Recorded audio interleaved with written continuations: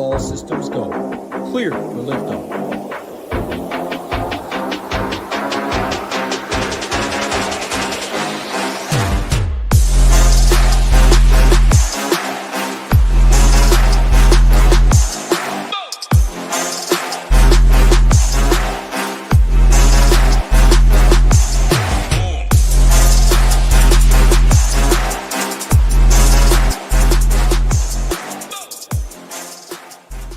What's going on, everybody? Happy Tuesday, Wednesday, Thursday? It's Wednesday over here. All these days mix in. Usually the second day of the week is it's Tuesday for me. I did Monday show, so all these days are mixed up. That is definitely a blessing over here, not knowing what day it is. But what's going on with my man Rio? Got to say hi to every single person first before we get into it.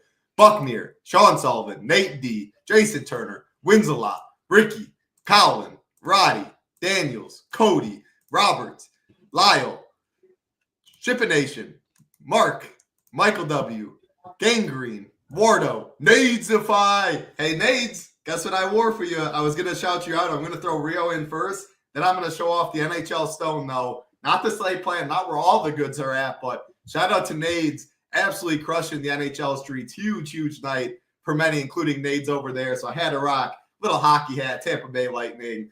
Throw it to you, Rio, before I say hi to the rest of the people in here. How are we doing today? Yeah, doing good. Shout out to Nades. I saw a huge night in the SHIPIT Discord for NHL. Obviously, Nades helped me out a couple times earlier this season with NHL. You know, I play from time to time whenever we get a little break in the action in the NBA. But yeah, the way that he breaks it down makes it super easy. I think that's kind of like the theme of SHIPIT. Try to make all the content easily digestible and easy to build out your lineups, and Nades definitely does a really good job doing that. So shout out to him. And then I saw the message in the NHL chat you were talking about pre-show. It's really cool if you want to talk about that one. Yeah, super, super cool. Actually, yeah, let me pull it up really quick. I responded to it. I'll read it all. Let's see where it is. I responded. He said, oh, what the heck? One sec. All right. So it was from our man, Nader Hater. He says, cool story for you guys. The guy who won $100K last night is just a regular low-stakes grinder that has never won anything bigger than $1,000 and had less than $100 in his account for quite some time. Him and I have been best friends since we were kids. We share an office together and every day and listen to DFS shows, mostly while working, and talk about our $20 lineups we have in for the night. He won a couple tickets through $9 satellites. This is an example of how being right one day can not only change your DFS landscape, but $110,000, I'm sure, will make a difference in his home life. Very proud and happy for the big guy. We've had deals for years. I love this part. We've had deals for years that anytime we win a GPP that pays more than $400, we get a $20 fancy bottle of beer and drink it. And then the bottle is kept for a trophy. This beer we have today is going to be damn good. That is such an awesome message. I saw that this morning. Shout out Nader Hater. Shout out his best friend. I didn't even see who it was, but man, you can't. That's what DFS is all about. Less than $100 in an account, grinding satellites. Tambo talks about it all the time. Rio, I know you do a lot of grinding satellites. I used to until I couldn't convert anything, so I gave up there. 100K later. It's so awesome. Again, shout out Nades. Shout out to the NHL team, which practically is Nades. And again, for NHL, we have the Stone for all sports, projections, just like always, core report, slate plan, matchup sheet. I'm just going to show the NHL Stone. Can't give all the goods away.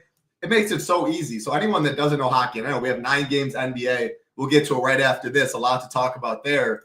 It's like baseball. If you're someone that loves baseball, you love stacking sports, that's hockey. You stack lines, power plays, etc. because you can get an assist from 2 players and a goal at the same time. Just like baseball, you can have 2 runners on base, a home run, and you're getting points from all of them. Whereas NBA, that's not really the case. So this is very easy to break down. What line you're on, you can see 1, 2, mainly stacking lines is the strategy. Power plays, you can also see the power plays. That also is very important. What you want to do, you pick teams. Again, it's in Nade's slate plan. He helps that out. The team totals are right there. When the lineups or the goalies confirmed, you can see confirmed right there, projected, likely, etc. All the games down here, color-coded for the lines. Super fun sports. A lot of variance, like almost all the sports, but it's like MLB. Like guys, the best guys in the world can get you 0 points any single day. But shout out to the NHL team. A lot of fun. If you do like MLB, I think you like giving NHL a try. And the best thing is, all these sports, our best deal right now is a monthly deal. Gets you $50 off, includes Shiptimizer. That does include NHL content, NBA content, NASCAR coming back pretty soon, big boy PGA slate that locks tomorrow morning. No better time if you do want to give us a try. $50 off your first month. Absolutely cannot beat that. Also does include the Discord. Best community out there. I just read the message from in there. So shout out to the NHL team. Shout out to you, Nades. Before we get into it, Rio, I want to scroll up and see who I missed saying hi to. Hey, I wanted to say this too. Talk about hockey. I didn't even see this message till right now. Took down the poke check last night for 5,000. Thanks for the tools and everything. That is poke check hockey. Awesome stuff right there. What a huge night for many. Could be Travis is in here. Jimmy Mercier in here. Yeah, I wonder if this is who won the 100K. Anyway, NYS, what's going on?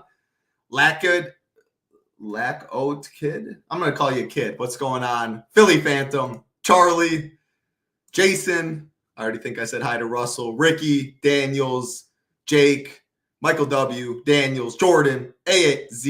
And yeah, there was, because it was a big boy slate. Not often do they do that. When they do, it's usually Rio taking down the 100K. This time, at least we knew someone for SHIPIT. But NBA All-Star break, which is coming up pretty soon, that's when hockey contests definitely get big right there. I think I said hi to every single person. L Money, what's going on as well. No time to waste on this slate, though, Rio. 9 games, a bunch of injury news like always. Any grand scheme overview? Or do you just want to jump right into it? I know you'll have a lot of talking you'll be doing. Yeah, I think we should just jump straight in. Also, I hope my Wi-Fi is holding up. I know people said it's been kind of breaking up a little bit, so I'm hoping that it'll hold up nicely during the show. I had to close down all the tabs, so yeah, it's a big slate. I think we should just probably jump right in. Yeah, it's been fine almost every single time that I can hear you perfectly over here. So I think that means that they should, but yeah, if not, we'll figure it out. But I think you're good to go, Rio. Let's go to the first game of the night. We have the Brooklyn Nets taking on the Charlotte Hornets. 206 total. We have the Hornets 2.5-point favorites. Injuries in this one on the Brooklyn side. No Noah Clowney. I believe he got hurt yesterday. You can correct me if I'm wrong, Rio. No Cam Johnson as well. Charlotte side, no LaMelo. He got hurt a couple days ago. No Mark Williams. No Josh Green. No Cody Martin. We have no Q-tags in this game, but obviously this will be LaMelo's first game, right, without since his injury. You see Micic sliding into the starting lineup. No LaMelo takes away a bunch of usage for the Hornets. So if you could start with that side, we do see some ownership coming in on some of these guys. The Nets side looks like a very easy fade, or at least nobody's getting to it. If you got some sneaky play, let us know. But Hornets side, break it away, start it off, no LaMelo. Yeah, I mean, this is a tankathon game, both teams vying for draft position. But I mean, the LaMelo tag is definitely a real one. He's had a lot of ankle injuries since he's came into the league, but the rest tags on guys like Mark Williams, Josh Green, Cody Martin would probably expect them to be back the next game. They do have a chance to call up some G League guys, the Hornets do, but as of right now, I'm seeing about 9 guys in the rotation. I'll keep it pretty short and sweet on the Nets because I don't think that there's really much you want to get to here unless we get some weird starting lineup news. They do have Trent and Watford back. But yeah, the no Clowney stuff. So that happened two days ago. They didn't play yesterday. So on Monday, he rolled up his ankle pretty good. Probably going to be out till after the All-Star break, I would imagine. So that should probably put Zaire Williams into the starting lineup. It's just going to be a full X out on the Brooklyn side for me, unless we get a weird starter like a Tosan starting, just because he's pretty solid per minute guy. 4.3K would be pretty good for him in a pretty good matchup. I wouldn't mind him if he's starting only. If he's not, then that's pretty much a full X out. I don't really want to mess with a team that is probably going to struggle to even break 100 points tonight. But the Charlotte side, definitely much more enticing. It's pretty much just 3 guys, though. I mean, you could make a case for 4, but I'm not going to play Micic tonight. You guys don't need me to tell you that. Wardo's probably been spamming the Discord the last 2 nights, telling nobody to play him. But Miles Bridges is going to have a massive role in his hands. We saw the last time out where LaMelo got injured mid-game. Bridges had a 31% usage rate in that game, which is something we should expect moving forward. If you remember, towards the end of last season, he was playing 40-plus minutes a night, had pretty huge role offensively, and the usage was like in the mid-30s pretty much on a nightly basis. Didn't really have any incentive to play him a ton of minutes tonight, but 34 should be pretty good. He's around 1.4 fantasy points per minute with LaMelo and Brandon Miller and all those guys off the court this season. So I think he's pretty solid, 8.2K. Like I said, I'm fading Micic. Diabate, he probably won't get the start tonight, but going to be playing starter-like minutes. They'll play Taj Gibson, 2 rotations. Really good matchup, too, with how bad the Nets' interior defense has been this season. So I think he's a really solid value at 3.7K. Really solid rebounder and honestly a pretty good defender as well. So I think he's got decent upside for the price tag. If he can get, if he can grind his way to a double-double, he should be able to. I don't know if he is guaranteed to be optimal, but it's definitely a very useful score at the price. But center is really, really strong tonight. And then Josh Okogie, 4.3K. He's been playing really well. The coach really likes him. He's had at least 2 steals in every game this season since being traded over to Charlotte. Brooklyn's been a very turnover-prone team in the month of January. So I think that he's got a lot of pass upside here at 4.3K. So I like him probably just behind Diabate as a value, and then Nick Smith Jr. should have a pretty solid ball handling role. We saw the last time that LaMelo missed. It was pretty much him and Micic splitting the ball handling down the middle. And the minutes should come up here a good bit, but he is kind of priced up, was much better play when he was in like the 4K, 3K range, but 5K is okay for him. So I think you could definitely get to Bridges, Nick Smith, Okogie, and Diabate, but I probably don't want more than 2 of those guys. Oh, I also quickly just want to touch on I forgot who it was, but they mentioned Daquan Jeffries. I do think that he's an interesting GPP play. I would want to play him away from Miles Bridges just because they won't really share the court together too much, play the same position. And like I said, both teams are pretty incentivized to lose. So if the game is, kind of close and they don't want to play Bridges' full minutes, would expect something like 25 from Daquan Jeffries. And he's always been a pretty solid per minute guy. So I don't mind leaving him in the player pool either. Everybody hates Micic. It is so funny seeing all the comments. That dude's never done anyone good. But I was going to ask you, what if you would put a max on it? You said max 2. Again, a lot of these guys, not a lot, but I mean, Nick Smith will get good ownership, Okogie, Miles Bridges, and Diabate. But to answer my question, that I was gonna ask you max 2. I wanted to say from the top 2. So there's 9 games on the slate. All of them lock within an hour. So a lot of these Q tags, we should get a good amount of them before lock. Hopefully you don't have any BS Steve Kerr type stuff with Steph yesterday that changes things. But obviously, even if we did, the latest you'd get that 8 p.m. news, we only have 2 games at 8 p.m., you'd hope would be like the 7:30-ish mark. And again, most of your roster spots probably filled by then. So 9 games, all of them within 1 hour, makes it very, very easy for DFS. I got nothing more to add in that one. We'll keep it rolling. Again, a lot of games to talk about on the slate. Next one, Detroit Pistons taking on the Indiana Pacers. We have a 7-point favorites are the Pacers, 232 total in this one. No injuries on the Pistons side. Only injury on the Indiana side to talk about is Andrew Nembhard.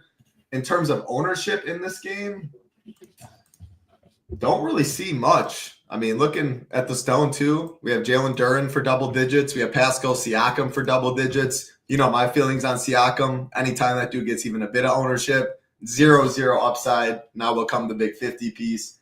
But man, I don't really see too much in this one. Maybe a Tyrese at 8.1K, but he hasn't really flashed too much of an upside himself. Does the Nembhard injury do a lot for him?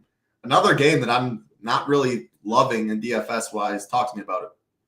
Yeah, it's kind of funny. You've seen over the past couple of years, Indy's been a team that we're kind of always looking to attack, just like the game environment has always been good with how fast-paced they play. But they've been really good defensively this month. Both these teams have. Actually, Detroit is 3rd in defensive rating. Indy is 4th. Both teams are taking away the 3-point shot. Indy's slightly below average with their rim defense. Also a lot worse this year with their 3-point defense in comparison to years past, whereas the Pistons were a lot more of a 3-point funnel. Both teams do a really good job of limiting transition scoring, but the main weaknesses for both teams are the pick and roll defense, and that definitely would get a lot worse if a guy like Andrew Nembhard were to miss. That would be a pretty big boost for a guy like Cade Cunningham. Isn't he out? Nembhard? Yeah, or is he questionable? I think he's just questionable right now. Okay. Yeah, I haven't seen any update. I don't know if they've filed anything since the most recent one, but yeah, he's questionable. You keep talking. Right. Okay, all right, he's questionable. But yeah, I mean, Cade, he's got a huge role. No, Jaden Ivey's had leading the league and like all the main tracking stuff, like the usage, the assists, the potential assists, the touch time, all that stuff is really good. So there's nothing really more to say about him. It's just the pricing on the slate. 10.2K for a point guard is probably not something I'm looking to spend on the slate, and kind of the same thing for Halliburton. It's just the point guard and center positions you're really going to have to nail tonight, which I guess is kind of like a broad slate overview, but there's all the best plays are at those two positions, mainly center, but so you could probably get away with a Cade or a Halliburton. And the game total is good here, but I just think both these teams are playing really good defense right now. I don't really want to invest too much salary into a 10K plus Cade right now. I'll keep in my player pool if I get a couple shares, 3, 4, 5%, something like that, I'd be okay. But I'm much more comfortable going down to Jalen Duren. I mean, he's had his way in this matchup against Pacers in 3 games this season, averaging 40 DK points, 14 points, 14 rebounds, 2 assists. Pacers are bottom 8 in pick and roll man defense this season, so that's kind of where Duren is going to get pick and roll man defense. So the bigs, that's kind of where Duren's going to get all of his scoring going. So I really think this is a good spot for him. Probably only keeping those two in my player pool with Duren and Cade. And then the Indy side, it's just hard to really feel good about Halliburton. He's just all over the place from a fantasy scoring perspective. You see over the weekend they're playing in Paris, had 27.5 DK points, and then followed it up with 48.25 DK points in 28 minutes, had that third quarter outburst. Pistons are giving up a good amount of pick and roll volume this season, so the matchup is pretty good. But you just never know what type of Halliburton you're going to get. He might just defer to other guys the whole game, or he might take a ton of shots. I don't really know. I guess that's good for GPPs, but I don't really have a lot of confidence in him on the slate. I think point guard you're gonna really need to feel good about your plays there. But piggybacking off the Siakam thing, I definitely agree with what your thoughts about him. Never really like playing him into ownership. 7.5K is not that cheap of a tag, but he's been playing really well this month, averaging just under 40 DK points per game, coming off of 50-plus point outings in 2 of his last 4. It's a really big game for both teams as well in terms of the Eastern Conference standings. I believe Indy is 5th and Detroit is 8th. So those 4 to 10 spots are really once you get closer to the end of the season, it can flip flop back and forth. So it's a pretty big game when you think about the playoffs. So we should get more minutes from these guys in that sense. That would make me have more interest in Siakam and Halliburton, but it's just tough to feel good about either of those guys. I do like the tag for Miles Turner though at 6.1K. He's done really good in this matchup as well. Same thing as Jalen Duren, but for different reasons. He does a lot of pick and pop stuff, and Jalen Duren is more of a rim protector. The Detroit rim defense is elite this season with Duren and Beef Stew down low, really shoring things up. But that leads to a lot of it's really a good matchup for a guy like Miles Turner, who's a really good pick and pop guy. Saw him put up 28 real points the last time these teams met. 8 for 11 from deep. Didn't really add too much with the peripherals. Only had 2 or 3 rebounds in that one, which he normally would get 6 or 7. So a lot more meat left on the bone. But he had 45 DK points in that one. I think 6.1K is a really good tag for him at low ownership. So I'll definitely look to get a bit of him. The Nembhard news wouldn't really change too much. It would just make the matchup better for Cade. And then maybe a little bit more ball handling for Halliburton. We've seen Nembhard kind of take that away at times, but not really too much. And then last guy I'll mention, Aaron Nesmith, 3.3K. He's starting to get a little bit healthier, played 20 minutes in the games in Paris over the weekend. A guy that's normally in the 5K range. So I'm okay with him, but probably another game where I would be max 1 on Detroit and probably max 2 on Indy as well. Duren or Miles Turner if you had to pick.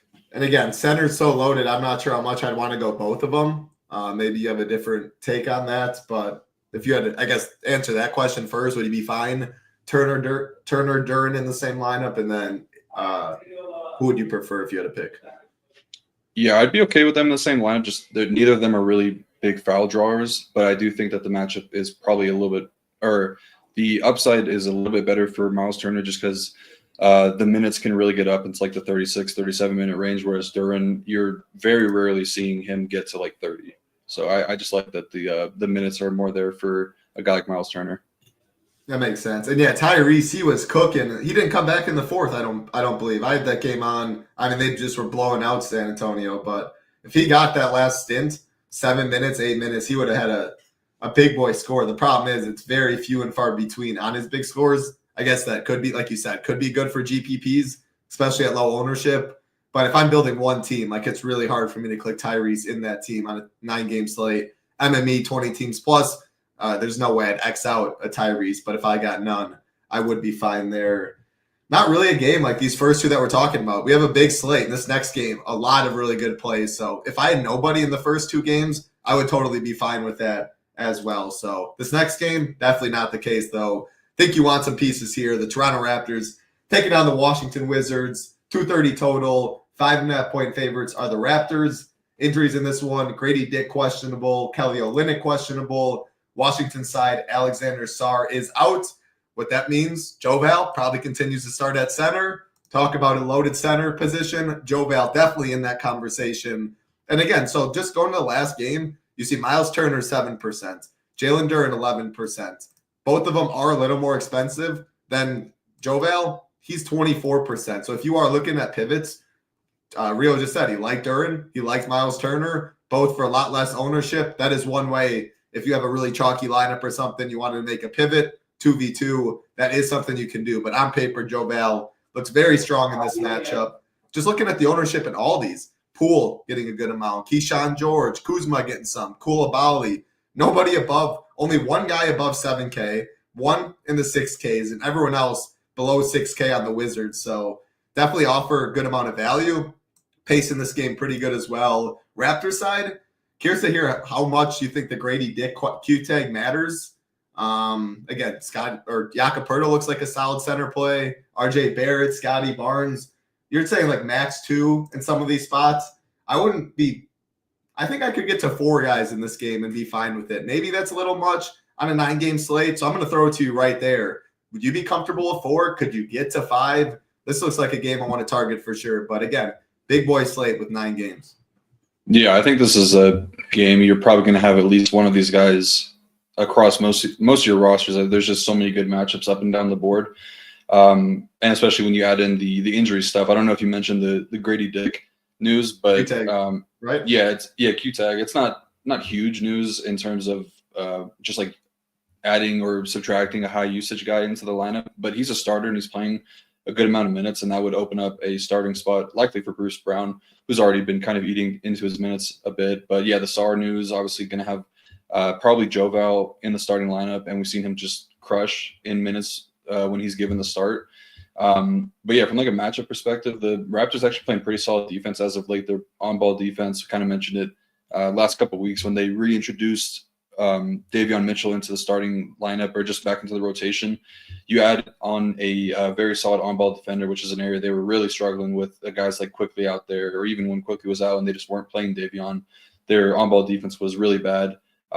But still, it's a team that you're looking to attack. Like, the rim defense has gotten better. 3-point defense has been really bad. And then the Wizards are the worst defense in the league. So you can really pinpoint anywhere on the court that you want to beat them, and somebody has a good matchup there. But mainly their transition defense has been really bad. 3-point defense bad. Rim defense has not been terrible, but it's actually been a little bit better with Sarr down low versus a guy like Joval. So it's probably going to get a little bit worse in this game. As far as like how many guys I'd be comfortable getting in this game, like I could see 3 in this game. I don't know if I want to get 4, but I'd have to play around and see how that looks. It's just because if you're getting like 2 Toronto guys, that's probably the guys up top. Maybe you could talk me on to Bruce Brown at 4.5K. I think he'd be okay as a value, but I think that the more enticing plays on the Wizard sides are easier to get to. So I could get to 2 of those Wizards pieces for not a lot of salary, whereas like Scotty Barnes and Poeltl or Scotty Barnes and Barrett is eating up a good bit. So I would say 3 is a little bit more comfortable, but definitely play around with some builds. It's a huge slate, so you don't want to go too overboard. And there's really one other game that is going to garner a lot of attention and for good reason.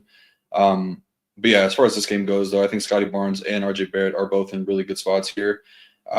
Normally, I wouldn't be a max one of those two, but I'm kind of considering it tonight for the reason that Koulibaly is going to guard one of these guys. I don't know which one it's going to be. I would imagine it's going to be Scotty Barnes. He will have a slight size disadvantage there, but they like putting Koulibaly on the lead ball handlers, and that's going to be Scotty Barnes with no Emmanuel Quickly. We've seen him lead the team in assist percentage, touch time, drives per game. So all the tracking numbers are really good. Second in usage rate. So it makes sense to put Koulibaly on Scotty Barnes instead of a guy like Kuzma. I think that Kuzma would get absolutely cooked there. So if Barnes is on Koulibaly, not something I'm like full fading, but that would make the matchup for Barrett a lot more enticing, in my opinion, especially for the reasons I mentioned earlier with Washington being so bad in transition. Their third worst transition defense this season, and RJ Barrett is fourth in the league in transition scoring. So there's a good bit of scoring upside for Barrett. He's kind of burned the SHIPIT Nation a lot this month because he's been in some really good spots. Price tag was up there and we were playing him. But now he's only 7.8K and really not looking like he's getting too much ownership. So I really like him. I do really like Barnes, so I'm not too worried about the Koulibaly matchup just because he does enough of everything. The scoring upside may not be in like the 25-ish range, but he's gonna flirt with the double-double and possibly even a triple-double with how easy scoring should come in this game. So I think both those guys are really good. The matchup for Pirtle is great here. The nut matchup, some would say Washington's dead last in DVP versus centers by a pretty wide margin. The only downside for Pirtle here, I would say, is that Alexander Sarr doesn't really – he's not a guy that's going to draw a lot of fouls where Joval is going to be posting up Pirtle, and he's very physical, which we've seen Pirtle get into foul trouble pretty early in games before. Obviously not something you could really predict. The matchup is really good, so I'm not going to be playing it as if he's guaranteed to get into foul trouble, but that is something to consider. So, you could definitely play both Joval and Pirtle together, but I would probably consider pairing them away from each other. And then, if Grady Dick misses, I think Bruce Brown would be viable at 4.5K. He's been playing really good in limited minutes, and I think that he'd be the matchup is kind of really good for the things that he would do well with the transition defense being bad. And then Boucher should mix in for some of those backup center minutes for sure. Some backup power forward minutes, and he's taken double-digit shots like pretty much every time he's on the court. So he looks like a pretty solid option. And then the Washington side, I guess I'll just start with Joval because I think that he's probably the best center play on the slate in my opinion. He's just been awesome in spot starts for Sarr this season, he's averaging 36 DK points per game in starts. With just a low of 22.3 DK points. Obviously, that would kind of bury you on the slate if you get that, but the upside is really enticing. At 51.5 DK points is what he's topped out at in starts. I think I'm probably going to be locking him in single entry personally, and probably going to get overweight in MME as well. It's a really good matchup with I kind of talk about it all the time with Pirtle just being so bad defensively. Toronto was bottom 2 in DVP versus centers this season, so a lot of things work in his favor. And then Poole and Kuzma, I think, are in pretty good spots here as well. Poole is a very interesting bring back option. Getting a little bit of ownership, like low double digits, I think is fine in the slate. I did mention the Raptors on-ball defense getting a lot better with Davion and Bruce Brown mixing in there, but there's still a huge three-point funnel. He's attempting 9+ in 4 straight games. And on top of that, with Bub Carrington shifting to the bench role, that's led to a lot more touch time and potential assists for Jordan Poole. So the role is looking really good here for him. He's playing some of the best ball of his career right now. It just sucks that he's stuck on a team like Washington. But, he's been really solid this month as well, only averaging 37.4 DK points. But there's been, it's more of like a barbell approach where he's had a lot of really, really, like when the games are bad for him, it's really bad. But when it's good, like he's in like the 45 to 50 point range, like most nights. So I think at 7.1K, he looks really good. I probably prefer him to those point guards we mentioned earlier. And then Kuzma had a really good game against Phoenix. And then in the post-game press conference, kind of shot himself in the foot, talking about not caring about the young guys getting developed, and he's going to go out there and play his game. And then you look, and he followed it up with an absolute stinker, went 3 for 11 from the field against Dallas in the blowout loss.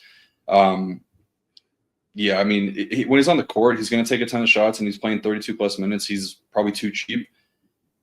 But I don't know, it's a really bad look. Like I wouldn't be surprised to see the coach kind of dial back his minutes, and you just don't say something like that when this is clearly a team that is trying to develop guys. And these secondary guys, I think there's a little bit too much opportunity cost on this big of a slate to play chalky guys like Keyshawn George and Bub Carrington.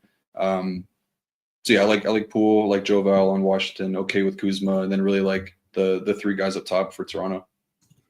I think Poole's super, super strong today. The bar, like if he gets you 20, you're probably not cashing it all, but he has so much upside for 7.1K. Ball in his hands a ton. I still don't mind Kuzma. Like that price tag at 6'2". Yeah, you talked about it last game. Like how hypocritical of him to say that when he was on the Lakers, literally with LeBron, AD, the Ingrams of the world. Like he was the one being developed. He was in that spot. And yeah, I mean, this team's garbage. Like, of course, they're trying to develop some of these other guys. But all that being said, when he's on the court, he absolutely chucks. His usage of the past 7 games is sitting around 26%. He's only 6.2K.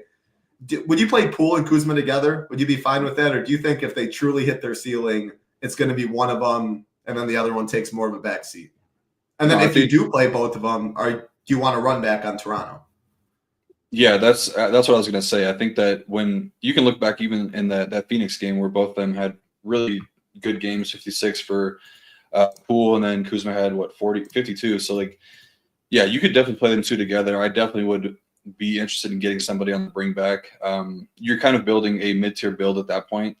So you probably are still playing Joe Val, maybe one of Barrett or Barnes. But yeah, I think that makes a lot of sense. I would be okay playing together, but I'd probably consider setting a rule if I have both of them, then I want somebody on Toronto. Hey, you just said you were fine with 4 in this game. You said if you're going Poole, Kuzma, you're more likely to have Joe Val in there, and then you want a Raptor. So 4 is good. That's true. You got me. Clay keeps talking about the baddies. If anyone has any report on the baddies sitting courtside. The problem is I don't know how many baddies we have watching the show. My guess is I don't even know if we have any women watching the show. So I don't know if we have any report on that. But hey, I'm playing Jasmine's watching, so probably 0. Yeah, probably 0. So yeah, I'm gonna hope some are there and that he shows out today because I definitely like him. Grady Dick is questionable, Ross. I don't know if you want me to click that button or what's going on. People love all the little kid jokes of Grady Dick, but he is questionable. Can I touch on Koulibaly really quick? Yep. I think he's a pretty solid mid-tier option as well, and I don't think he's really much different than Kuzma. Different positional eligibility, but he's starting to shoot the ball a lot better as of late. He was really cold when he came back from. He had a post-traumatic head injury, something like that, and was kind of struggling. But last couple of games, he shot the ball a lot better. So I'd be okay getting to some Koulibaly. It's not like Toronto is a team that is great at taking care of the ball. So it could be one of those games where you get 3-4 steals from him. And then if you run into a hot shooting night, then yeah, I think he could pay off the tag. But generally not somebody I'm really considering much for upside. I think on this big of a slate, we're going to need those 90th percentile outcomes. I don't know how often Koulibaly is doing that personally. Makes a lot of sense. Definitely 5x from a lot of these guys. That's always what I used to think. 5x ain't probably good on this slate for most of them. 9 games, a lot of good spots, a lot of fair price tags. Center's completely loaded. You're going to want some big boy scores. No doubt about that. Let's take a 10-second timeout. All we ask, like button. Again, takes 2 seconds out of your day. If you're on the phone, click over to the full screen. Easy thumbs up right there. If you're watching on the computer, you can easily click that like button bottom left. And then when you're doing that, hit the subscribe button bottom right. If you're not already, get notified when we go live, which is pretty much every single day on this channel, pretty much all year. So 10 seconds, like button, subscribe button. Helps us out a ton. Very much appreciated. Let's move to the next game, Rio. The only double-digit spread on the slate. There is a 10-point spread in the last game for Showdown with Golden State and OKC. That's not on this main slate. 14-point favorites are the Boston Celtics taking on the Chicago Bulls. 228 total. Injuries in this one for Chicago. No Zach LaVine. He's out for the trade, I assume. He's sitting for the next couple games. You can tell me if it's something different. I see personal. It sounds like he's going to get shipped. Kobe White is questionable. Yeah, didn't they say LaVine will be out the next couple games, Rio? Yeah, 3 games. It's for the birth of his 3rd kid, actually. So it's not. I don't know. They're definitely working on a trade, I'm sure. But he's out because he's having a kid soon. Hey, I was definitely wrong, and that is very, very good reason to take some PTO. Unlike Joel Embiid, who I just saw an insane stat how much money he's made sitting on the bench. Wow, PTO legend. That's insane, man. Absolutely insane. But LaVine, yeah, shout out. Awesome. For his 3rd kid. Boston side. Yeah, there you go. Boston side, big Q take. Jason Tatum, questionable. And, I mean, they're 14-point favorites. Why would they not give Jason Tatum the day off today? Again, this game is at 7:30. Always 30 minutes before is the latest that teams are supposed to report it. So hoping we get this news before. Sam Hauser's also questionable. Al Horford, everyone's favorite guy, also questionable as well after a couple nights ago where he did absolutely nothing. But throw it to you right away. Obviously, this game, 14-point favorites. No other game within the 9 have double digits. That doesn't necessarily mean it's bad, though. Like the Chicago side, I have no interest in any of them. Even with no Zach LaVine, it seems like all the price tags are fair. I guess maybe if Kobe White was out, that would change some things. I'll let you talk about that. But Celtics, if there's no Tatum, Jaylen Brown seems very strong. Porzingis feels strong. But really, outside of that, I still don't know if I want to get to any of these guys. I do think that would lead to Jaylen Brown being one of the chalkiest plays on the slate, though. So start Tatum. Do you have any lean on him if he's in, if he's out? And then does Kobe White news change anything for the Bulls? Yeah, so Tatum dealing with a knee injury. Everyone's hating Al. Him and Micic, no one wants that. Watch Al go for 40 today. I mean, has there been a worse like stretch of games for just like the NBA ratings people? Like, I mean, that's just so bad. You have 3 guys get ruled out post lock, like, or just no reporting on Horford. Yeah, it's been really bad. That was definitely a KITN right there. But yeah, the Tatum stuff, he's had a knee injury in the past. I believe just last month he was dealing with some knee tendonitis. So yeah, I definitely agree with you. It makes sense to give him the night off. The night off here. They should be able to handle this Boston or the Chicago team. I mean, I just see it's going to be really tough for Chicago to generate any offense. I mean, even with Boston kind of having, some up and down games this past month or so, there's still a really good defense. The rim defense has been great. 3-point defense has been really good. And that's, Chicago's going to be launching away from deep. And if Boston does a good job taking that away, like this could be a really big blowout. And especially if Kobe White misses, like they just have no guys that can generate offense. I feel pretty confident that Boston can win this game without Tatum. But we've seen weird things happen. We've seen Chicago play decent at times. I mean, they beat the Nuggets, and we were all pretty certain that the Nuggets were going to go in there and wax them. So crazier things have happened for sure. But yeah, I mean, it's a really, really good spot for these guys on Boston. If Tatum plays, 9.6K is really cheap for him in one of the best matchups possible. So I think that he'd be really good. Same thing for Jaylen Brown. I would say the matchup is honestly probably the best for Jaylen Brown, just the things that he does the best with, playing in up-tempo game environments versus a weak rim defense. He's one of the best transition scorers in the league. And he leads the Celtics in points off of drive. So he's getting downhill, getting to the basket. The Bulls are one of the worst rim defenses in the league. So I think that he could put up a pretty solid score, even with Tatum in. I have a lot of interest in Jaylen Brown, but his fantasy outlook could really only improve. He'd be probably one of the best plays on the slate if Tatum were to miss. And the Porzingis looks really good here at 6.9K as well. It's just the center position is so strong, and the minutes have been kind of concerning. He hasn't played over 28 in a game since the 15th of this month, but the usage still remains really good, and it's a really good matchup. So just kind of hope that those minutes kind of trend back up to like the 30-ish minute spot, because if he gets to 30, I think he could hit in a really big way. But there's just so many good center spots. I don't really know how much realistically I'm going to get to him. And the guards are in good spots as well, but I would probably just reserve those plays for if Tatum were to miss. But Pritchard is kind of interesting at 5K. We've seen him. He had like a little cold stretch where he wasn't playing too much and really not playing that well, but he's kind of got back on his feet. Still I believe he's leading the league in 6 man of the year. So probably a good spot for him to build on that resume as double-digit favorites. So I wouldn't mind getting into a little sprinkles of Peyton Pritchard tonight. And then if like both Horford and Tatum miss, Cornette back in the starting lineup at 4.2K would look pretty good as a value center. He always does pretty well when he's given the start, and they just let him play like 30 minutes. So if that's the case tonight against Vooch, that'd be something I'm looking to.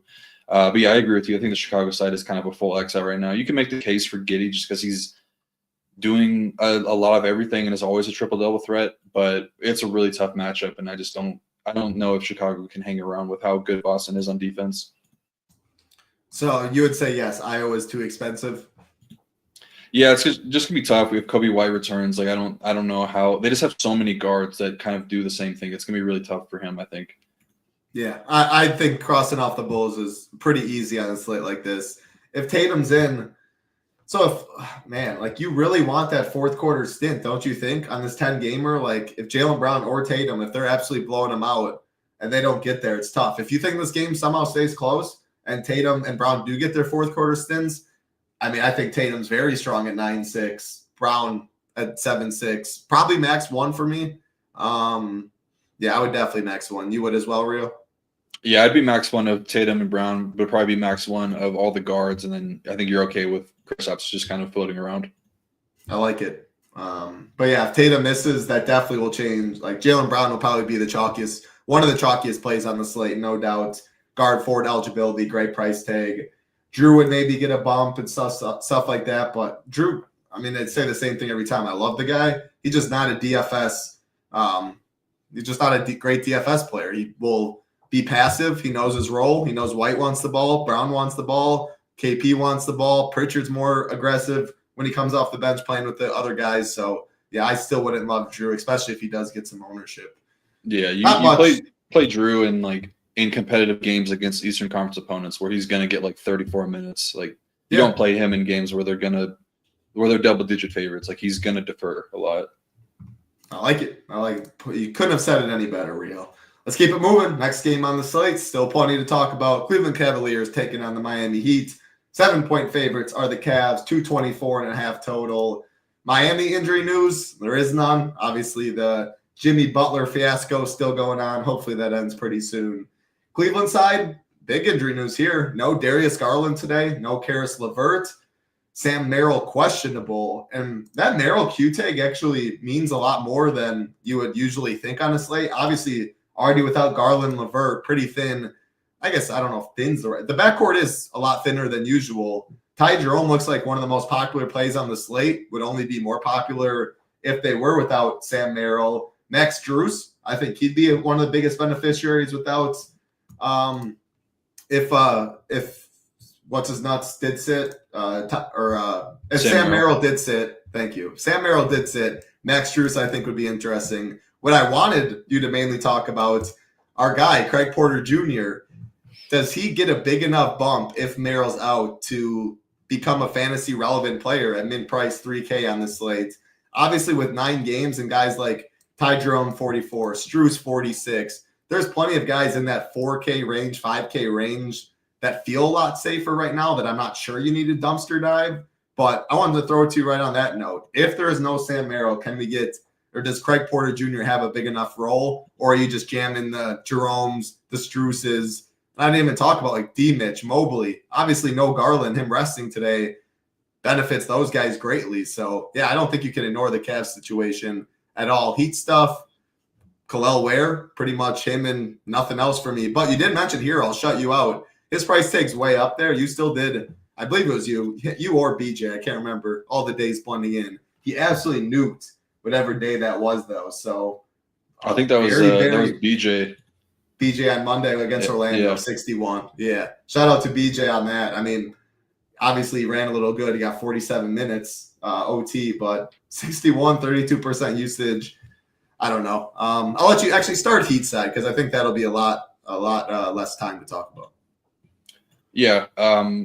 Really only 2. I mean, I'm not going to be Xing out. So I'll keep Jovic, Ware, Bam, and Hero in my player pools tonight. It's kind of tough to get to Hero at this price tag, but the matchup should be pretty good. I mean, the Cavs are down all their best on-ball defenders. Dean Wade out, Isaac Okoro out, Karis LeVert out. Those are the 3 guys that they use as the point of attack guys. So the matchup should be really, really good for him. It's just tough to, like on a 9-game slate like this where we're going to need huge scores. I just don't know if we're going to get that from Hero at this in this type of game environment. Like both teams play pretty slow. So probably won't get to too much of him, if any. I won't be Xing him, but if I land with like a couple lineups with him, I'd be okay. But Bam is pretty interesting now. It's 7.8K with power forward eligibility, which is really cool that DraftKings did that.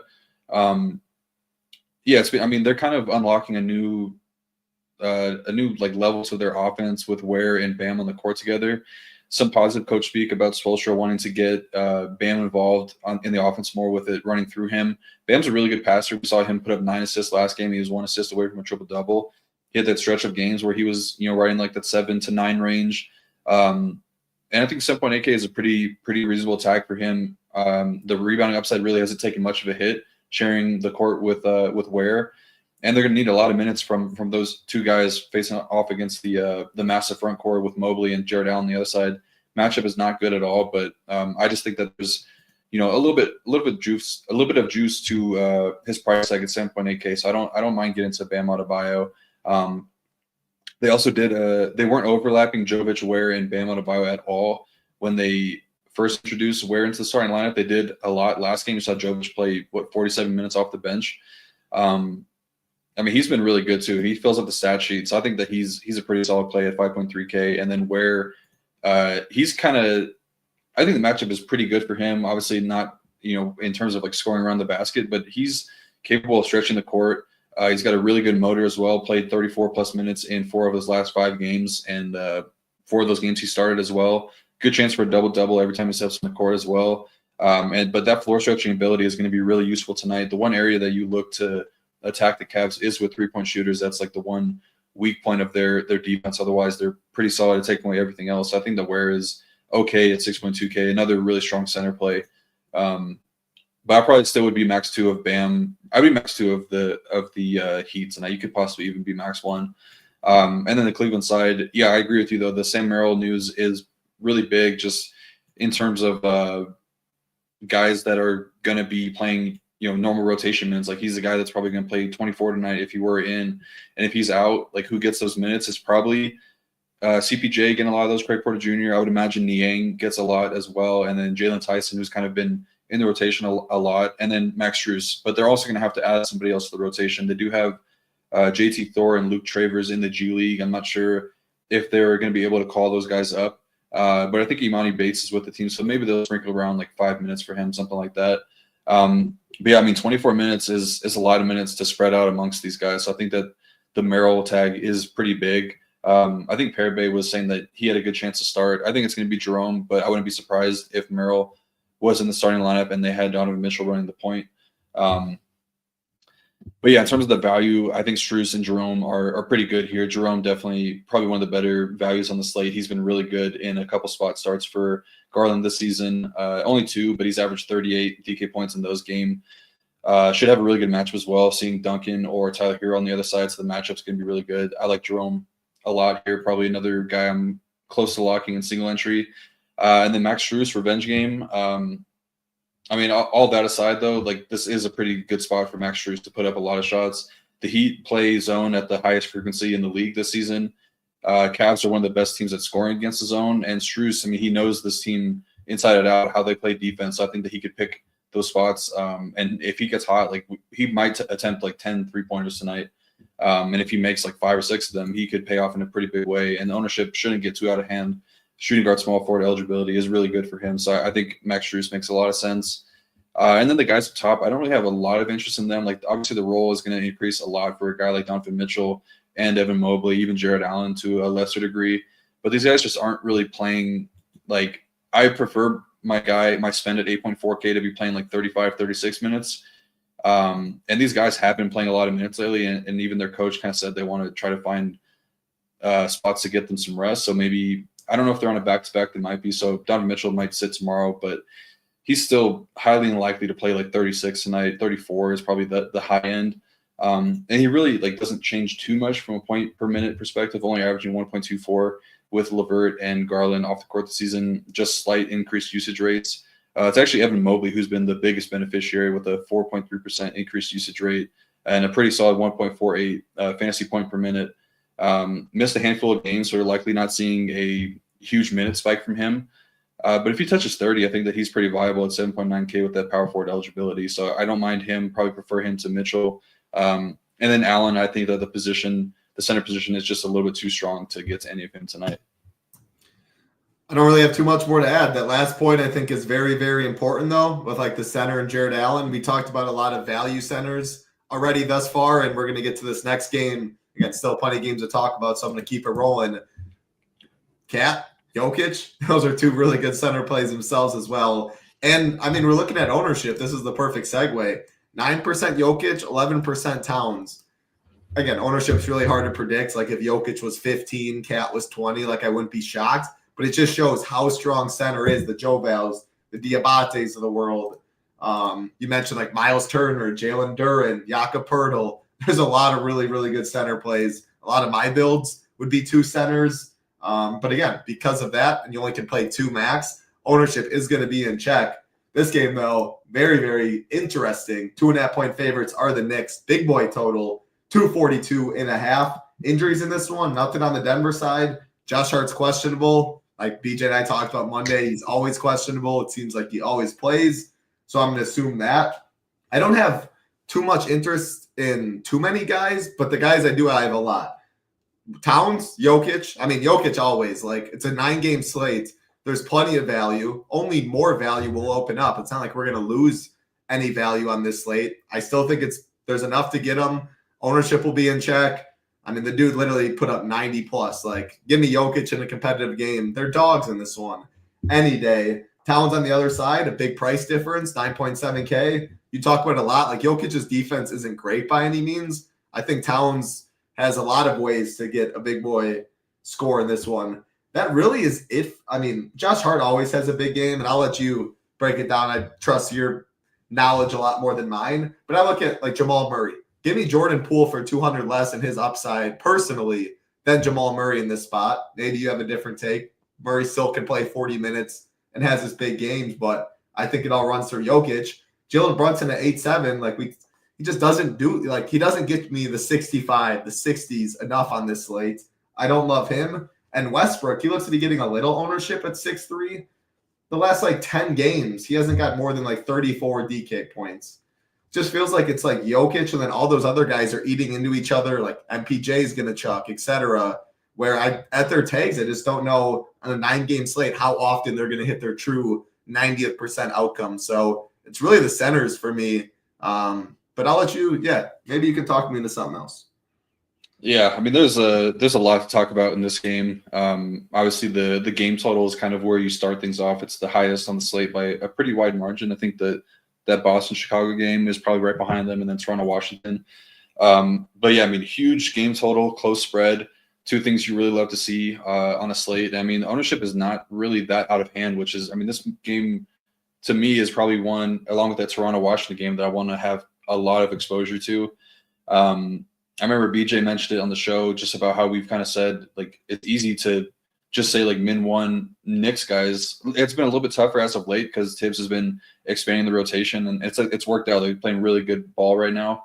But, like, the general consensus is that these guys are going to play a ton of minutes, and it's a nationally televised game tonight, so that always means longer TV timeouts, more timeouts too, so these guys can play longer stints, which is really good. I think that we're going to get multiple guys in the 40s tonight in terms of minutes. Matchup wise, though, Denver have been kind of up and down as of late. I would not be surprised if there's a change in the starting lineup coming tonight. We had Trisket kind of mentioned that before we went live. He's a big Nuggets fan. We kind of think that it's Aaron Gordon getting the start tonight. Westbrook, he was great in those games where he started for Aaron Gordon, but this matchup in particular makes a lot of sense to get Gordon out there. The Knicks have a lot of size with OG, McHale, Hart. I guess not like a ton of size, but in terms of like the guards, you could say that Westbrook and Jamal Murray and Christian Braun are undersized in that sense. So it would make more sense to get Aaron Gordon out there, match up with Jalen Brunson a little bit. I think that he kind of matches up really good. Can kind of spell Christian Braun there a lot. So I wouldn't be surprised to see Aaron Gordon in the starting lineup. Not sure how that would look in terms of like a projection change at 4.3K. That's really cheap for him, but just something to keep an eye on. But yeah, defensively, the Nuggets been struggling. Their 3-point catch shoot defense has not been good. Their transition defense has not been good, whereas the Knicks have been pretty solid all around outside of their pick and roll defense being dead last in the league. They really just let Mikal Bridges and OG Anunoby just defend on an island, which can lead to a lot of volume for guards. But yeah, the last time these teams faced off, they did face off earlier this year in Denver, and the Knicks put up 145 in that game. They're also coming off of back-to-back games where they put up 143 points against Sacramento, and I forget who the other team was, but Sacramento's a good defense. This team is just rolling right now on offense, and the Nuggets just allowed the Bulls to put up 130 against them, so good chance for the Knicks to put up a lot of points here.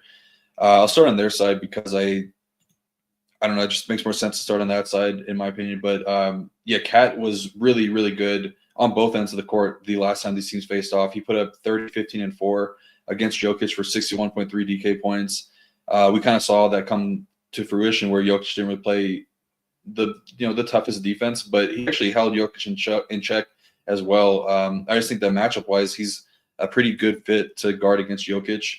And anytime he's sub 10K, I think he's a pretty strong GPP play. So I like Cat. Definitely prefer him to Brunson. I don't mind Brunson, though, at 8.7K. He's been shooting the ball really well. Had a career high in assists against Denver the last time the teams met. But he's averaging 27.2 points per game this month, just scoring the ball. Going to have a lot of defensive attention with guys like Braun, Aaron Gordon, and Peyton Watson all matching up with him. But still think that there's a little bit of upside for him at 8.7K. And then the wings, Hart, Bridges, and Nobi, I think are all pretty good for different reasons. Hart is a guy I like to pick on against teams that don't really play a lot of good transition defense. And you know that he could fill up the stat sheet and put up a huge fantasy score with the multi-stat upside. So I think that he's pretty solid, 7.7K. Would imagine he plays tonight. But Bridges and OG, I think, are pretty damn good at low ownership at 6.4K, 6.3K. OG had a career high in points against the Nuggets last time out, put up 40 in that one. I think that's a career high, but for sure a season high. And then Bridges has really been coming on as of late. The minutes have been coming down for Bridges. They've changed up his rotation a lot. Normally, I think he plays like a full first quarter stint and then like for 2 or 3 minutes into the second. But he's been coming out around like the 6-minute mark. Only played 35 is what he's topped out at the last 4 games. But probably keeping him fresh. I mean, he's shooting the ball really well. And this is a good spot for him against a team like the Nuggets that are going to allow a lot of catch-and-shoot three-pointers. And then OG, they're going to stick MPJ on him, so I think that's a great matchup for him. He's playing really well right now, so I like those two guys. I would probably rank it like Cat, Bridges, OG, Brunson, and then Hart. But I have a lot of interest in all of these guys. I'm going to bump up the projections a lot. I just don't see how one of these guys doesn't get there in a pretty big way. And then the Nuggets side, obviously Jokic always in play. I mentioned how Cat did really good against him last time out, but this is Jokic. He's playing. I mean, he's even said he's playing some of the best basketball of his life right now, and coming off of triple doubles in 6 of his last 7 games. A lot of those games he didn't even play the fourth quarter, so a ton of points just left on the table for missing out on like a 6-7 minute rotation. This game should stay close. So we're probably seeing 39, 40 minutes from him. Massive total, close spread. He looks like a great spend-up option at modest ownership. I think anytime you get Jokic in single-digit ownership, probably want to play him. And then Jamal Murray, good matchup, like I mentioned, with it looks like a tough matchup on paper with OG or Bridges on him, but like I mentioned, Knicks dead last in pick-and-roll defense this season. He's playing a lot of minutes right now, too, 40 minutes in 2 out of his last 3 games. Longer TV timeouts should lead to more minutes from him, so I like him a lot. Don't think I'm going to get to Russ tonight. Just think that Gordon is kind of negatively impacting him in a big way. We've seen those minutes and usage come down a lot for him since Gordon has returned. And I think that it just makes more sense for the Nuggets long-term to get Gordon the bulk of those minutes in between the two of them. So prefer Gordon there. I think the bottom could fall pretty badly on Michael Porter Jr. So I'd rather just not play him. I don't think that there's enough leverage to play a guy like Peyton Watson or Christian Braun or anything like that. So it's really Jokic and Jamal on the Nuggets side, and then all the starting 5 for the Knicks are in play for me.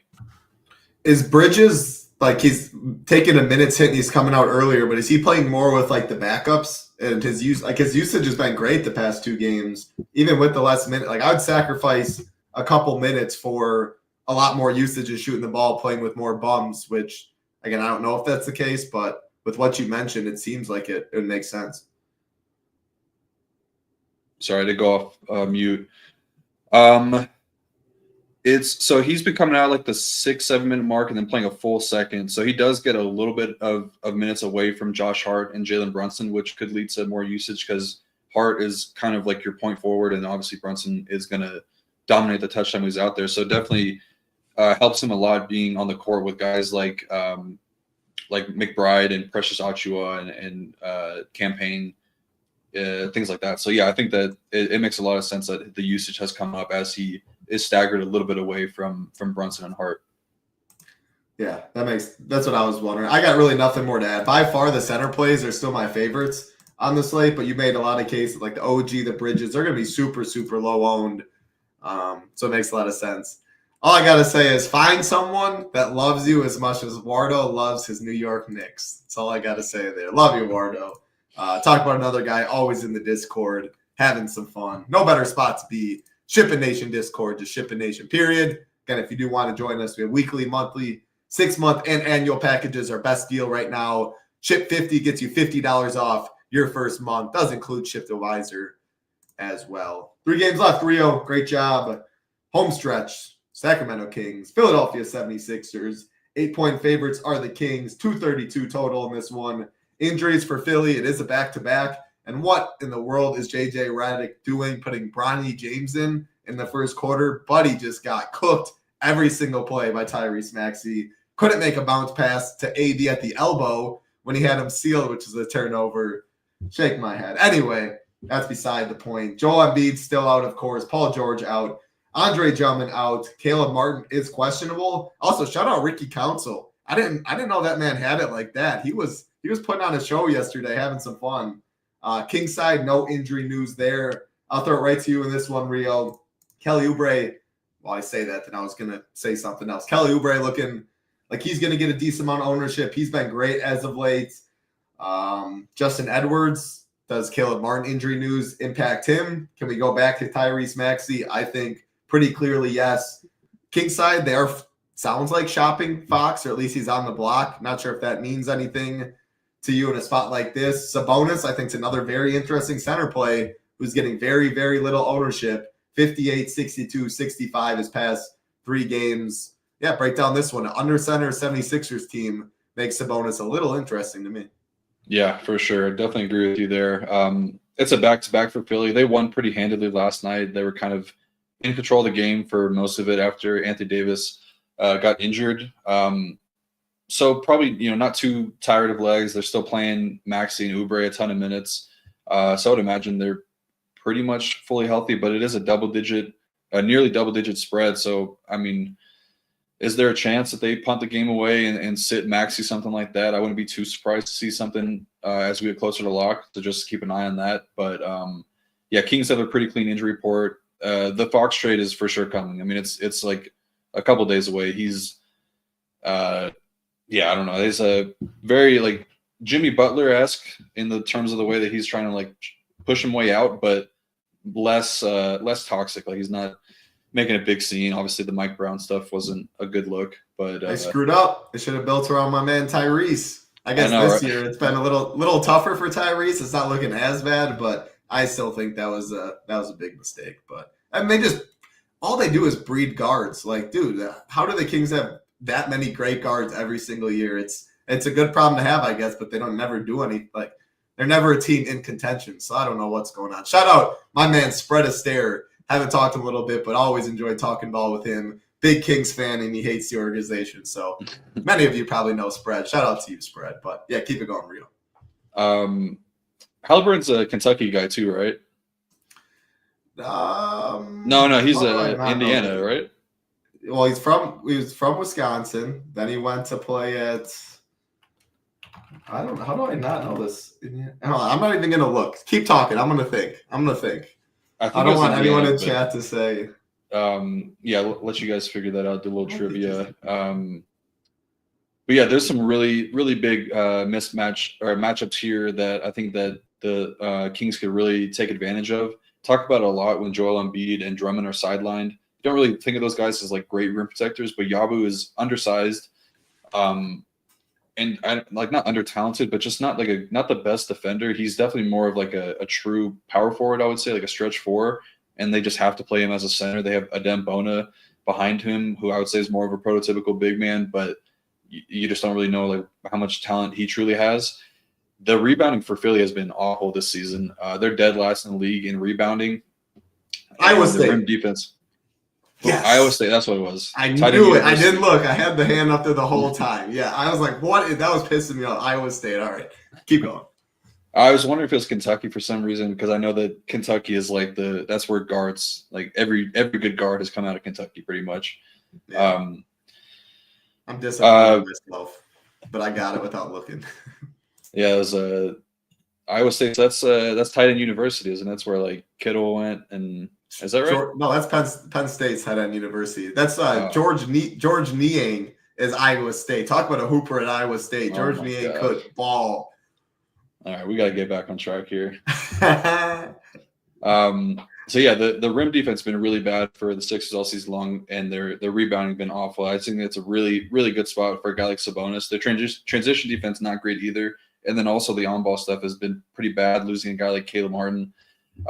So there's a lot to Iowa's tight. Okay, there we go. Fair enough. They both are, but Kittle went to Iowa. Yeah. So yeah, there's a lot to like on the King side here, but yeah, it definitely starts with Sabonis for me. I think that this is just kind of like the perfect matchup for him. Just been on an absolute tear as of late. I don't know if you saw like the evolution from like Sengun, Sabonis, and Jokic. Like they're all similar players like at center spot that kind of like, you know, the triple double guys. But Sabonis, I mean, he's been doing a lot lately. Has triple doubles in back-to-back games. Yabu's been giving up some pretty big lines to front court guys this season. All the rebounding and rim stuff that I mentioned for Sabonis just kind of all lines up for him to have a really big night tonight. And the ownership should stay in check with it being a really strong center slate. So definitely want to get to a good bit of him. Maybe one of the better spends on the slate, in my opinion. With the Fox trade on the horizon, matchup against Kelly Oubre, which is probably, you know, slightly negative, if anything, a neutral matchup for him. He's battling through a ton of injuries right now. You just got to kind of wonder like where his head is at, like how invested is he into actually playing, you know, really hard basketball on a nightly basis when he's a couple days away from getting traded to San Antonio. I would prefer to get to Malik Monk at 800 cheaper, and honestly, like the same role, if anything, a better role. We've seen him eating into Fox's ball handling role all season long since he's entered the starting lineup. The dual eligibility goes a long way as well. So I like Monk over Fox. DeMar is really cheap, 6.5K, but you know, a Pascal Siakam type play.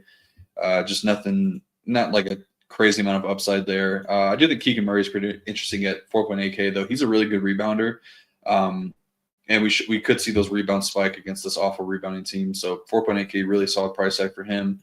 The Philly side, you could go right back to Tyrese Maxey, be okay with that. I think 9.8K is solid. He's been really good this month. Matchup is going to be okay. You know, Monk or Fox on him for to start, and then a lot of Keon Ellis to mix in there. He's just taking so many shots and doing everything for the Sixers right now. So you'd have to imagine if the game stays close, he's probably the reason why. Double-digit home dogs, though, for him. So, you know, possible chance that those minutes get dialed back a little bit here with just how many minutes he's having to play right now for Philly.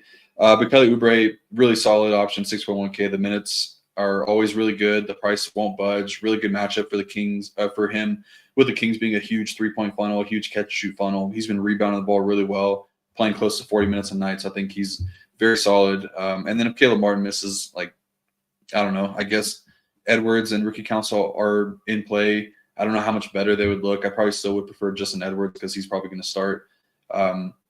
So they'd be okay, but not something I'm like running to play by any means. Great breakdown. What really stands out to me is Sabonis. Center is super, super strong. We keep saying all these names, but Jokic, Cat, Sabonis, Joval, Miles Turner, Diabate, Duran, like these guys are going to have to do something. Sabonis is going to get lost in the shuffle. He looks really strong. Him or Cat, if you had to pick, pretty much the same price, 9,997. I think I would go with Sabonis. That's my lean too, but It's really close. Obviously, you're nitpicking there. And again, I'm totally good going right back to Tyrese Maxey. He was on one yesterday, and he has that big boy upside for sub 10K. So I like it. We have 2 games left to talk about, Rio. Not too much interest in either one for me, so it'll be pretty quick. Curious to hear your thoughts, though. This next game, Dallas Mavericks, New Orleans Pelicans. 1-point favorites are the Mavs, 233.5 total. Dallas side, Najee Marshall is questionable. That is the only new injury news there. Pelican side, no Jordan Hawkins. But yeah, really no injury news in this one. No injuries, usually, not always, but usually means not the most interest in DFS. A healthy Pelicans team, a healthy Mavs team, I guess, to an extent. There's no Derek Lively, but they've had. Obviously, Luka's been out for a while. Pricing is caught up. Lively's been out for a bit. So Gafford's all the way at 7.4K. With that, all that being said, 42 piece in 24 minutes last game. Complete blowout, so I didn't get the fourth quarter run. 48 the day before, the game before. 23 bad, 41, 71. That's 40 plus in 4 of his last 5 games. I mean, I would take 40, even at this price tag today. can he get you 40, I guess is the question. I just really don't love this game too much, though. PJ 7K, I guess it's fine. Kyrie's too expensive. Trey Murphy's too expensive with DeJounte, Zion, all of them. Yeah, I guess really Gafford, PJ for me, but maybe you have a different take. No, I'm definitely in agreement with you there. I think that the theme of this game is that everybody's just kind of overpriced. Just haven't really seen like the insane like per minute stuff we would have kind of grown to see from Kyrie with like all these injury situations with Luka, especially out. Like he's just very scoring dependent. Like he can definitely spike for reboundings and assists at times. But it's, 9K is not cheap for him. I would pretty much only outside of Gafford in this game, I think that these are just like emergency late swaps. If your early guys are doing really bad or like, I don't know, something like along the lines, there's really not.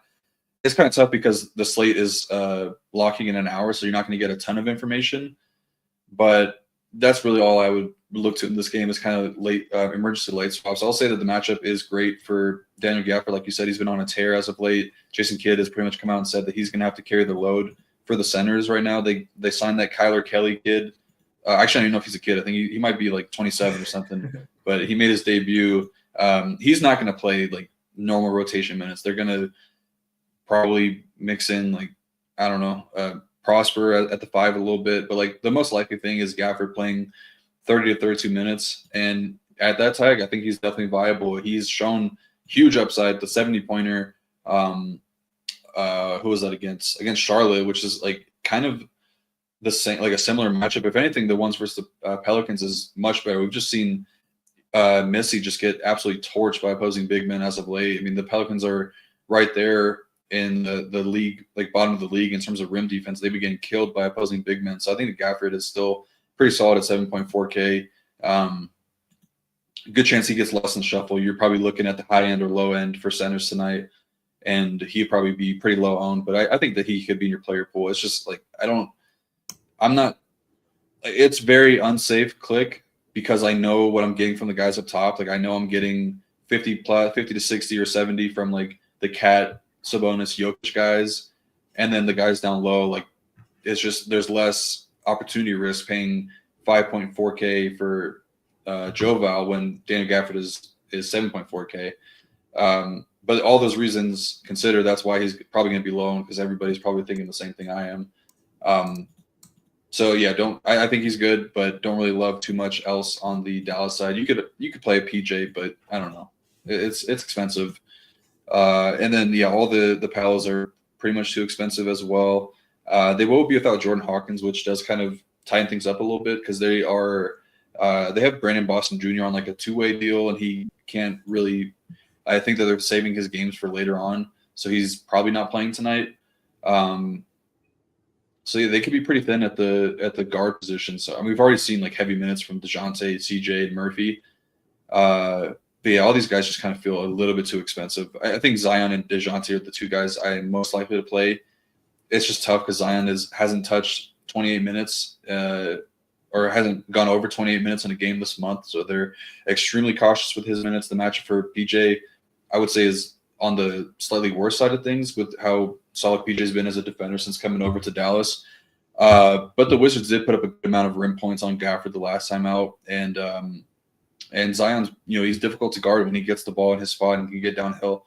Seen him put up really big volume at the rim and really, really good upside, even in limited minutes. So I think that he's okay. DeJounte's just been really good this month, kind of doing a little bit of everything. Drives are way up. Touch time is 6.8 minutes per game, which is top 10 in the league. So the role is good. Matchup should be pretty soft with Dinwiddie on the other side. So those are the only two guys I'd really consider. For me, it's pretty much like I don't even like this next game, Spurs Clippers, much. I think you can make it a 7-game slate for the most part, which locks at 7:30. And again, unless we get some crazy injury news, everything will be updated. I just don't really like either of these last two games. The only two games at 8 p.m. Eastern. All the other ones are at 7 or 7:30. I think we talk about a bunch of plays there, but maybe Rio sees it different. The last game of this 9-game slate, San Antonio Spurs, Los Angeles Clippers. Clippers 4-point favorites, 220.5 total. No injury news on the Spurs side. No injury news on the Clippers side. All of these dudes seem fairly priced. I like Wemby. Of course I love Wemby. He's 11.1K. He's just center eligible. another viable center play. Sabonis, you get a discount from. Cat, you get a discount. I'd rather find the money for Jokic. Obviously, that is over 1,000 more, though. Yeah, Wemby can always do it. I think he's fine. I think Zubac's price tag's fine. But it's like the same thing as the Daniel Gafford situation. In that mid 7K range, center's loaded. You need a lot of points. Harden, fine. I'd rather Maxey for a little cheaper, though. I think he's a little cheaper, 9.4. He's more expensive. He's 9.8, yeah. Okay. I'd rather find the 400 for Maxey regardless if he does play. And the value stuff, I think there's just way better value in all the other games. So tell me where I'm wrong and where you differ. No, I think you hit the nail on the head there. It's like pretty much like three guys in this game you could consider. The Clippers have been playing great defense this month, and they're getting Kawhi healthier. Even with Dunn out, their on-ball defense has been really good. So, just limiting all the easy stuff. So you don't really want to invest into that type of matchup. So it's just Wemby at 11.1K. But like you said, center is really strong. So he'll probably be pretty low on the list of priority spends. Did have a 70-point game against the Clippers earlier this season. There will be a lot of block opportunities with the way that Zubac is, he's only scoring around the basket, and we saw him put up 9 blocks in that game. Clippers are a really high turnover prone team as well. So we could get a situation where Wemby runs pretty hot on stocks, and if he has 5 steals and 8 blocks, which is definitely within the range of outcomes for him, would not be surprised to look up at the end of the night and see him with a 70-piece. But yeah, he's still pretty low on the list of priority spends for me, especially at the center position. And then Harden gets a pretty solid matchup with the Spurs struggling defensively. They've been just kind of hitting that really quickly. The Spurs have been kind of falling apart this month. Their rim defense has been awful. Bottom 3 in rim defense this month with their pick and roll defense not really being that good all year long, with Sochan and Castle kind of having pretty big responsibilities there. So Harden looks pretty good. I mean, he's playing a good amount of minutes. The usage has held up, even with Kawhi playing deeper into games. 7th in the league in pick and roll scoring. Is that playing some of the best basketball of his life, right? Not of his life, but in the last couple of years. Like, this is kind of old school Harden, what we're seeing right now. And he's getting a lot of praise too, which is definitely deserved. But yeah, he looks pretty solid. I probably like Harden a little bit more than Maxey. Just the back-to-back factor kind of has me a little bit weary of the King situation. But both are really solid. I think Harden definitely the guy I'd look to on the Clippers, and then Zubac just way too much good options at the center position to get there. Norm, Kawhi, not enough upside with Kawhi getting healthier. Just a lot of shared usage there. I know I play poker with a buddy, like one of KD's best buddies, and I know Harden was in town, and they were out clubbing before, or maybe strip club, I don't know what kind of, before the Phoenix game. So my buddies, we were at the table, hit Booker's over in points and stuff. Could he defer more? Both KD and Harden still did fine, though, but maybe he's recovering a little bit from a long weekend out there. Him and KD, great friends. He doesn't have to worry about that in San Antonio if you ask Charles Barkley. There you go. There you go. Great stuff, Rio. 9 games, hour 20, talking some ball. Again, moral of the story or broad slate overview, I think pretty much for me, a 7-game slate, and you can almost even make it like cross off Chicago, so a 6.5 game slate, and the 7:30 and 7 p.m. Eastern games, way more appealing for me. Obviously, injury news, all games are within an hour, so we should get most before 7 p.m. and start time. Any core changes always made in yellow, projections always updated, tagged in Discord, showdown core reports. I assume prize pools are a little better today with it on an island. Maybe that's not the case, but any final thoughts for the people before we get on out of here? No, DraftKings has actually been doing a pretty good job with the showdown stuff. I don't really like that it's the $18 versus the $15 for the main lotto, but we're getting 100K prize pools, so guaranteed to get showdown slate plan up there. But I did commit to doing the 80K and above too, just because the showdown stuff was pretty bad for a while. But yeah, with football winding down, we'll be getting some pretty good showdown content moving forward, I would imagine. Yeah, I really like the slate though. I think that there's a lot of ways it can go. Like, it's gonna be a night where you're gonna need a shit ton of points, but gonna need to nail down that center position. So that's what I'm gonna be spending the next hour and a half trying to figure out who I'm gonna play there. I'll tell you for sure it's probably gonna be Joe Val in one of those spots though.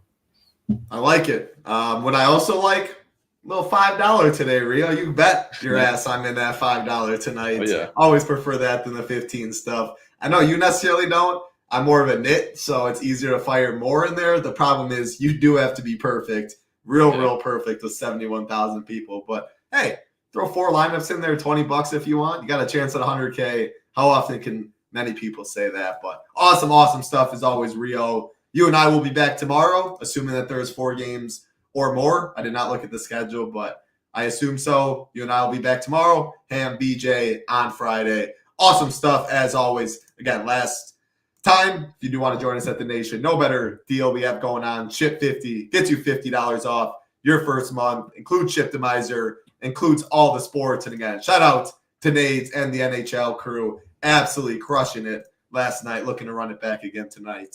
Good luck, everybody. Stay safe out there. Awesome stuff as always, Rio. For real, I'm Titletown. Peace. Good luck.